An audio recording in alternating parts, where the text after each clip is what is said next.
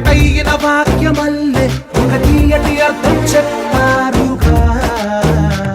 విడివిడిగా వెళ్ళు స్వరాలే కల కలిపిన రాగమల్లే ఒక కమ్మని